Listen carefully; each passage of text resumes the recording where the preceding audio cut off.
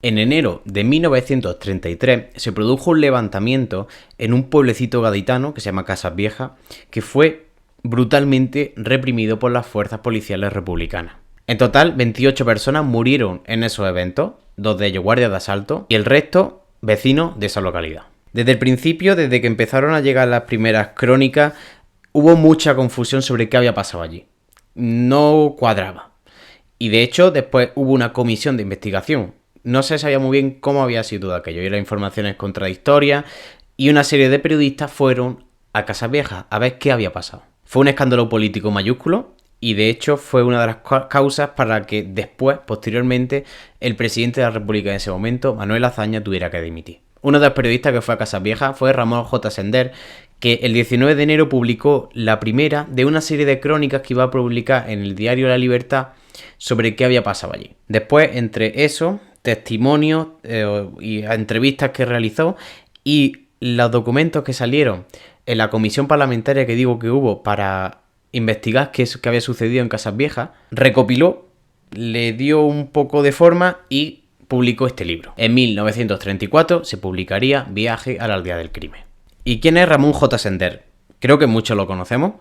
Es uno de los escritores de la posguerra más famosos, pero también era bastante conocido en el periodo republicano. Ramón J. Sender nace en 1901 en la provincia de Huesca, en Aragón, pero muere en 1982 en Estados Unidos. Publicó muchísimo y de hecho si vas a librería de segunda mano es muy típico encontrar muchísimos libros de Sender. Pero casualmente no está este. O sea, nunca he visto este, Viaje a la aldea del crimen. Obras suyas son el conocidísimo Requiem por un campesino español, buenísimo, imprescindible. Si estáis interesados en que hable de ese libro y le demos ahí un enfoque del que nos gusta, ponedlo en comentarios. También Imán y también Crónicas del Alba. Imán tiene que ser bastante interesante porque va de la guerra de Marruecos y es un tema que no hemos trabajado mucho ni tenemos muy en nuestra conciencia actualmente y que fue determinante al principio del siglo XX. Sender desde joven buscó poder escribir y vivir de ello. Esto estuvo claramente mezclado con su vocación política y con su afiliación a la fila anarquista, incluso la participación en eventos revolucionarios. Publicó en varios periódicos, en varias publicaciones anarquistas también, fue encarcelado por ello durante la dictadura de Primo de Rivera, pero también tuvo un perfil político reconocido y consiguió un prestigio y un reconocimiento literario, sobre todo a partir de la publicación de Imán. Durante la Guerra Civil combatió en las filas republicanas, en las columnas anarquistas, después se tuvo que exiliar primero a México y después a Estados Unidos, donde vivió hasta su muerte en 1982. Que allí tuvo un gran peso también intelectual, pero también sufrió el macartismo, por ejemplo. Entonces es una figura bastante interesante y que hace que sea también más interesante la narración que hace de esta historia. Viaje a la aldea del crimen es una crónica que cobra importancia no ya por los hechos en sí que narra, sino porque también es una muestra de las tensiones políticas y sociales a las que estaba sometida la República en ese momento. Estamos ahora mismo en 1932 y en ese momento hay un ambiente de gran crispación social y gran crispación laboral y se está fraguando una huelga general. El ambiente de tensión era máximo y los movimientos anarquistas tenían como uno de los principales objetivos evitar que se consolidara una república que en ese momento entendían que era una república burguesa. Entonces tienes un caldo de cultivo para un estallido que puede producirse en cualquier momento de esa revolución social y de esos conflictos internos dentro del movimiento obrero. Y entre movimiento obrero y las fuerzas institucionales. Esta huelga general, que querían transformar en huelga revolucionaria, no se generaliza en todo el territorio, pero sí que hubo localidades donde se produjo y tuvo éxito. Una de las provincias donde hubo más de estos levantamientos que quedaron aislados fue Cádiz, y uno de esos pueblos que fue tomado por los anarquistas fue Casas Viejas. Lo que se produjo esos días es lo que Sender recoge en estas crónicas, en este libro, en la historia de esos días. Es una crónica periodística de esos días. Son los hechos casi cronometrados de cada momento y cada uno de los eventos que pasa esos días y que Sender los reestructura y los ordena a partir de las informaciones que él va consiguiendo. Reconstruyendo qué ha sucedido, es una investigación sobre qué ha pasado aquí, porque ha habido muertos y hay informaciones contradictorias entre lo que dicen que hizo el jefe de la Guardia de Asalto y de la Guardia Civil, lo que dice el gobierno, lo que dicen los propios testimonios de las víctimas y de los familiares. ¿Qué ha pasado aquí? Todo eso con una narración de cuál es la situación social y económica de esa gente. Uno de los puntos importantes es también la muestra que hace de esos campesinos, ya no analfabetos, sino también de la extrema pobreza en la que vivían. ¿Cuáles eran las chozas que tenían allí hechas de barro y encaladas y cómo vivían en una situación de indigencia, básicamente? Decía Sender de aquí hay un hambre rencorosa y cetrina, como de perro vagabundo. Un ambiente revolucionario en un contexto social de gente que se moría de hambre, pero que a la vez no tenía formación ni posibilidades de salir de ahí. Todo eso es lo que es la sensación que imprime este texto, de que si pasó eso y no pasó otra cosa, lo otro que podía haber pasado no podía haberse tampoco sido muy diferente. Porque es que las condiciones en las que esa gente vivía, las condiciones en las que tenía que estar la Segunda República en ese momento, todo eso, esa tensión social en la que Sender refleja. Por supuesto puede haber matizaciones y puede haber visiones subjetivas del escritor. Y eso es lo que nos traslada y no podemos tampoco no prestar atención a eso. Pero es lo que creo que le da una importancia y un valor relevante a este relato.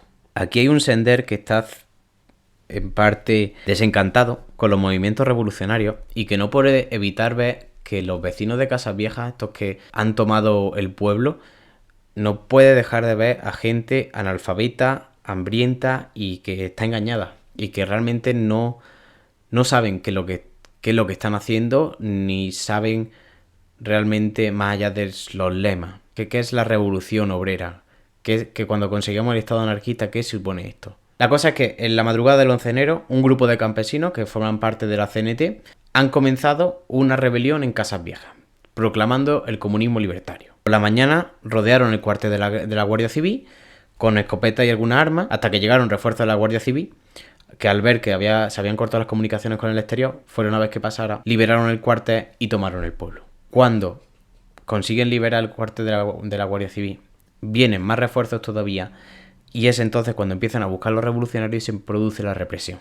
La cosa es que algunos de los detenidos acusaron a un campesino, a Seis Dedos, de que había sido el instigador de la huelga revolucionaria. El capitán Rojas, que estaba al mando de los refuerzos que habían llegado y que estaba llevando a cabo toda la represión y toda la persecución y detención de los revolucionarios, sitia la casa de este campesino con su familia.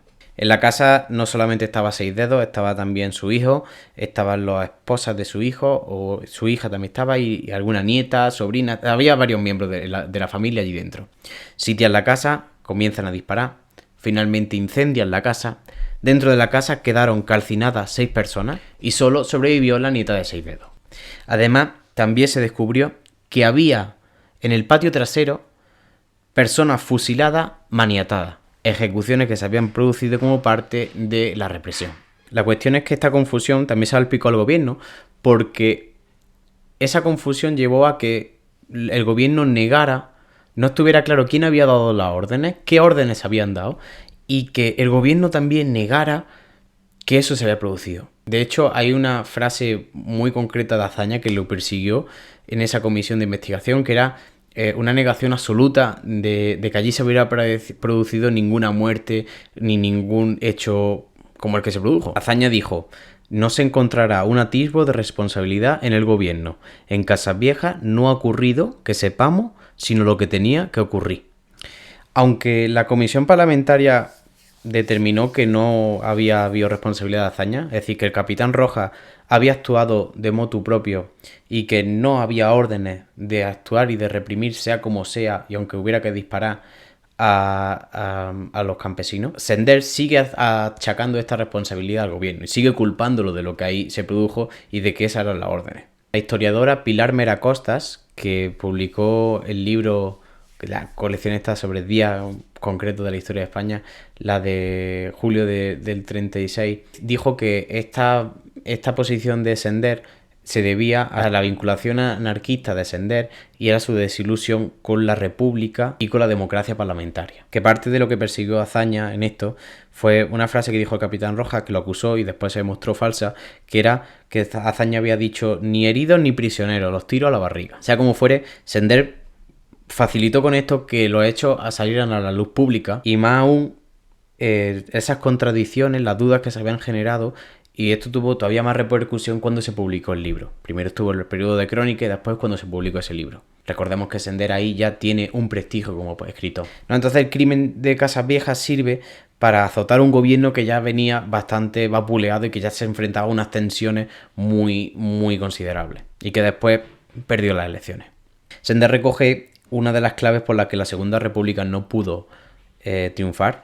Y es que es esa tensión social, una de esas claves, de esos elementos claves, es esa tensión social que existía. Había ataques continuos por todos lados y una debilidad de un gobierno ante esos hechos. Además, Casas Viejas se ha situado también como en el imaginario andaluz como una de esas grandes tragedias de la Andalucía rural, como una injusticia, algo más. Igual que durante la desbandada, el bombardeo de la línea de la costa que va de Málaga a Almería, en el exilio republicano, cuando tuvieron que exiliarse y tuvieron que huir de la zona sublevada en Málaga. Se ha quedado en el imaginario andaluz como un suceso y también como uno de los puntos negros, por supuesto, de la historia de la Segunda República.